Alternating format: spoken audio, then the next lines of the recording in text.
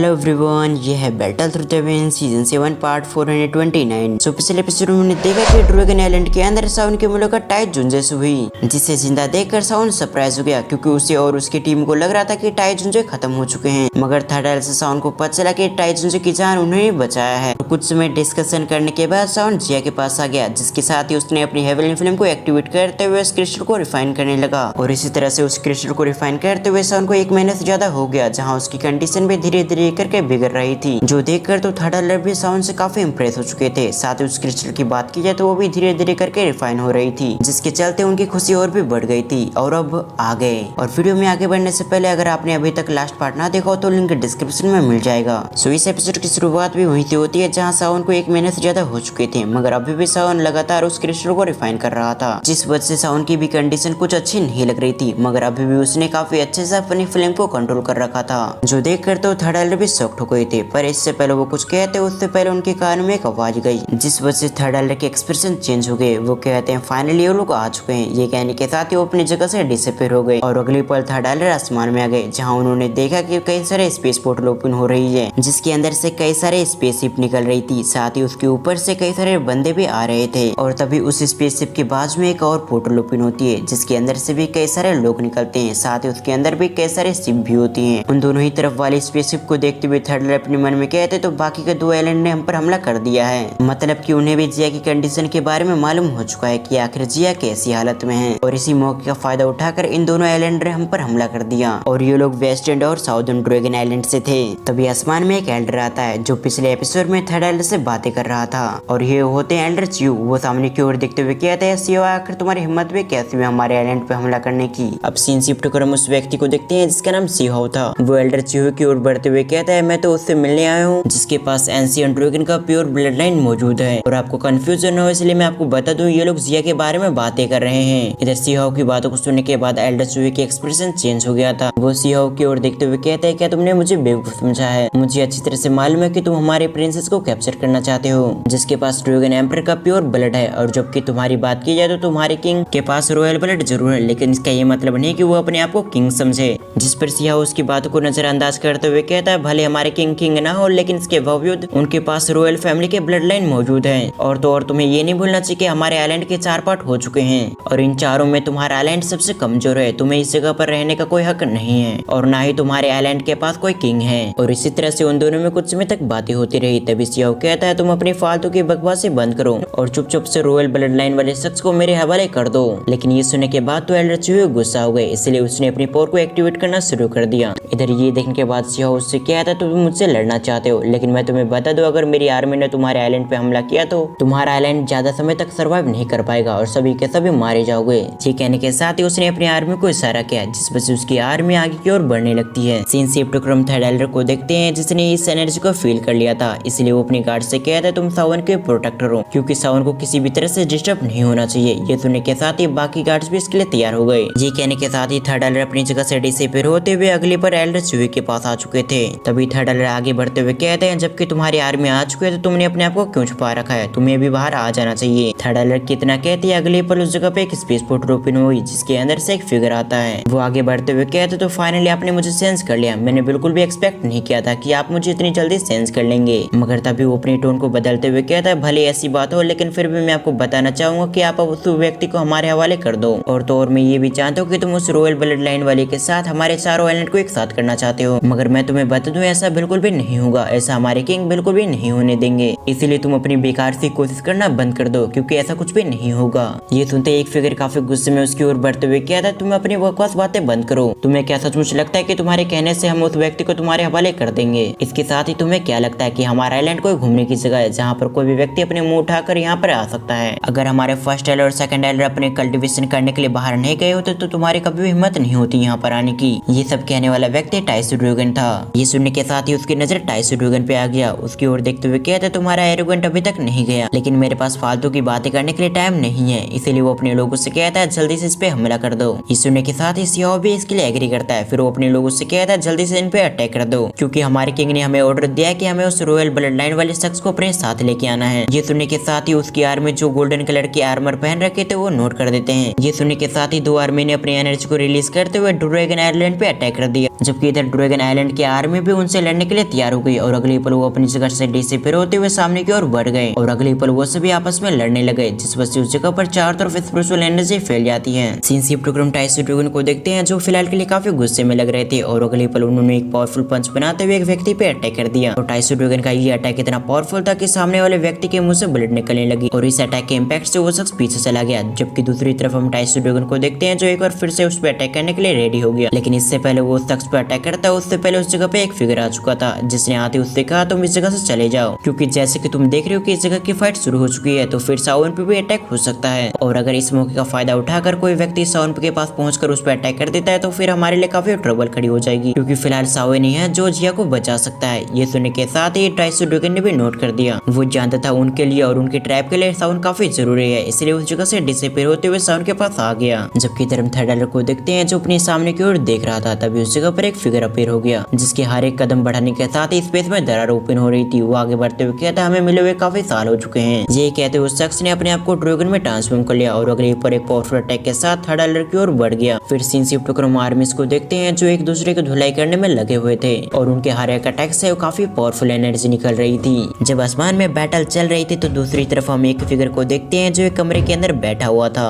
जो सावन होता है और वो लगातार जिया के क्रिस्टल को रिफाइन करे जा रहा था, जिस वजह से क्रिस्टल के अंदर से जिया की बॉडी फ्री हो रही थी और थोड़ी दूर से टाइसो ड्रैगन भी देख रहा था। जब वो ये देख ही रहा था तभी उसने कुछ महसूस किया जैसे कि कई सारे फिगर उस पर अटैक करने के लिए उसकी ओर आ रहे हैं। ये देखकर तो टाइसो ड्रैगन का एक्सप्रेशन चेंज हो चुका था, साथ ही वो गुस्से में कहता है जल्दी से आओ और इसे ब्लॉक करो, हमें किसी भी तरह से रिफाइनिंग के खत्म होने तक इन सभी को ब्लॉक करके रखना होगा। टाइसो ड्रैगन के इतना कहते उस जगह पर जो लोग व्हाइट थे वो सभी सामने आ गए, साथ ही उन्होंने उन सभी को ब्लॉक कर लिया। लेकिन ये देखने के बावजूद टाइसो ड्रैगन की परेशानी कम नहीं होती, बल्कि टाइसो ड्रैगन और परेशान होते हुए अपने मन में कहता है दो आर्मीज ने मिलकर हम पर हमला कर दिया है, इसीलिए तीसरी आर्मी भी हम पर हमला करने के लिए जल्दी आएगी, क्योंकि वो आर्मी इतनी अच्छी नहीं है कि वो कुछ भी न करे और जैसी हमारी सिचुएशन है हम बहुत मुश्किल से उन दोनों आर्मी से भिड़ पा रहे हैं और अगर अब तीसरी आर्मी भी हम पर हमला कर दे तो हम इन्हें बिल्कुल भी नहीं रोक पाएंगे।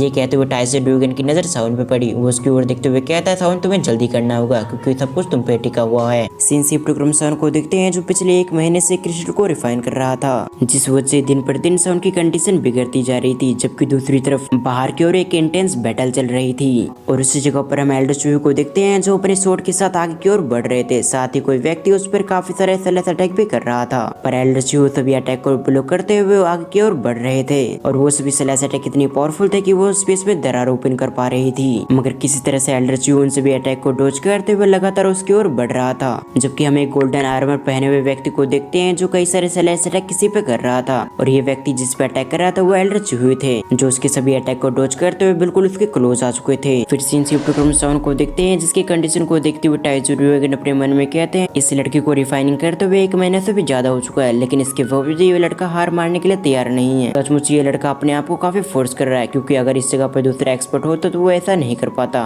ये सोचते हुए टाइसो ड्रैगन भी सावन से काफी ज्यादा इंप्रेस हो चुके थे। साथ ही वो अपने मन में कहते हैं आज से मैं तुम्हें अपना भाई मानूंगा, साथ ही तुम जिसे भी मारने के लिए कहोगे मैं बिना हंसके उसे खत्म कर दूंगा तुम्हारे लिए। अभी टाइसो ड्रैगन का पूरा बात कंप्लीट भी नहीं हुआ तभी उसका एक्सप्रेशन बदल गया, साथ ही वो काफी गुस्से में लग रहा था। इससे पहले टाइसो ड्रैगन कुछ कहता उससे पहले उसके पीछे से एक आवाज आई, वो कहता तुम दोनों यहाँ पर छुपे हुए हो, फाइनली जाकर मैंने तुम्हें ढूंढ लिया। ये कहने के साथ ही उस जगह पे अपीयर हो गया। हम इसके चेहरे पे कुछ निशानों को देखते हैं, साथ ही ये देखने में बिल्कुल भी अच्छा नहीं लग रहा था। कोई भी व्यक्ति इससे पहले नजर में देखते ही समझ जाएगा कि वो बिल्कुल भी अच्छा व्यक्ति नहीं है, पर इसकी बॉडी से जो पावर और टेरिफाइंग एनर्जी रिलीज हो रही थी वो टाइसो ड्रैगन से भी ज्यादा पावरफुल होती है और ये व्यक्ति ड्रैगन आर्मर आर्मी का 4th कमांडर था जिसका नाम सासा होता है। उसे देखने के बाद वो टाइसो ड्रैगन का भी एक्सप्रेशन चेंज हो गया, मगर तभी उसने एक चुटकी मारा जिस वजह से उस जगह पर उसके कुछ लोग आ गए थे, लगभग 10 से 12 लोग। जबकि हम सासा को देखते हैं जो टाइसो ड्रैगन की ओर देखते हुए कहता है मैंने एक्सपेक्ट नहीं किया था कि तुम यहाँ पर मौजूद होंगे। ये कहने के साथ ही उसने भी अपने आर्मर आर्मी के 10 से 12 लोगों को बुला लिया, जिसके बाद उन लोगों में फाइट स्टार्ट हो गई। फिर सिंसिप टुकरम सासा को देखते हैं जो टाइसो ड्रैगन की ओर बढ़ते हुए कहता है तुम चुपचाप से उस रॉयल ब्लड वाले व्यक्ति को हमारे हवाले कर दो, जिसके बाद शायद ऐसा हो सकता है कि हम तुम्हें जिंदा छोड़ दें, नहीं तो आज तुम्हारे आइलैंड का कोई व्यक्ति जिंदा यहाँ से बच के नहीं जा पाएगा। ये सुनने के बाद टाइसो ड्रैगन सासा की बातों को जवाब देते हुए कहता है कि सच में तुम्हारे पास इतनी क्वालिफिकेशन है कि तुम हमारे आइलैंड को खून से धो पाओ। और अगले पर इन दोनों ने एक पावरफुल पंच तैयार करते हुए एक दूसरे से भिड़ गए, जिस वजह से उस जगह पर चारों तरफ स्पिरिचुअल एनर्जी फैल गई। लेकिन साथ ही टाइसो ड्रैगन को डर भी लग रहा था कि उन दोनों की फाइट की वजह से साउंड डिस्टर्ब न हो जाए, इसीलिए टाइसो ड्रैगन सासा से लड़ते हुए आसमान में आ गए। सिंसिप टुकड़ों में एक ऐसे व्यक्ति को देखते हैं जिसका नीचे वाला पैर इंसानों का था तो दूसरी तरफ ऊपर वाला हिस्सा ड्रैगन का था और इस जिसका नाम मेनिन होता है, जिसने अटैक करने के लिए एक बहुत बड़े चट्टान को उठा रखा था